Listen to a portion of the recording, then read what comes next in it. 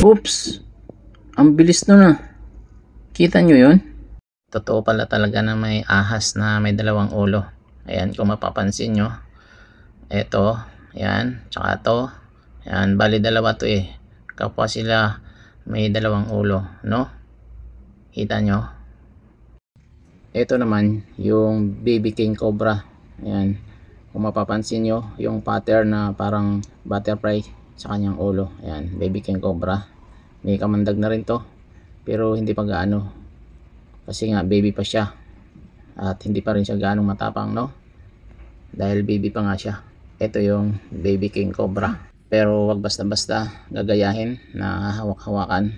Kasi kahit bata pa siya, eh napakadelikado na rin niya. Isa po itong black rat snake. Kaya kahit natuklaw ka nito, wala po itong kamandag. Pero sa ngalan ng ahas, eh talaga namang nakakatakot pa rin. Kasi nga, ahas pa rin to, di ba? Ang paborito lamang nitong kainin ay pawang mga daga lamang. Kaya kapag nakakita ka nito, wag mo nang gambalain pa. Kasi nga tumutulong din sila sa pagbalanse ng ating ecosystem. May ahas dito. Ayan ang haba oh. Oh, gumagalaw-galaw pa oh. Kaya lang, hindi natin alam kung anong klaseng ahas to. No?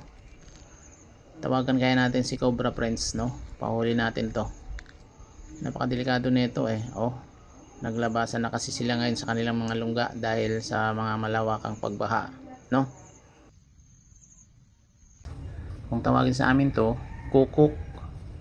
At may mga nagsasabi din na kampon daw ito ng demonyo. Ito yung naririnig natin na humuhuni sa mga masusukal na lugar.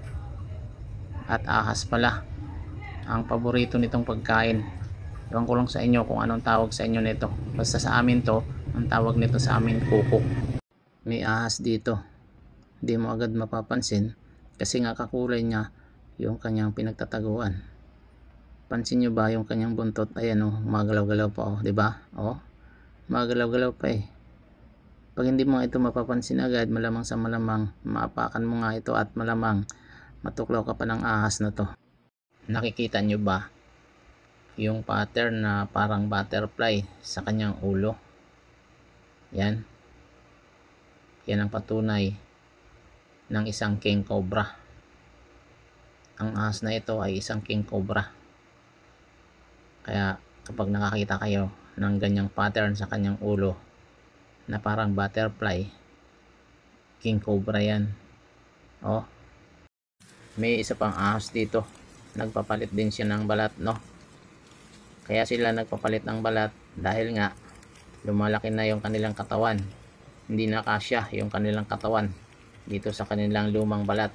Kaya sila nagpapalit o nagbibihis sila ng panibago nilang balat, no?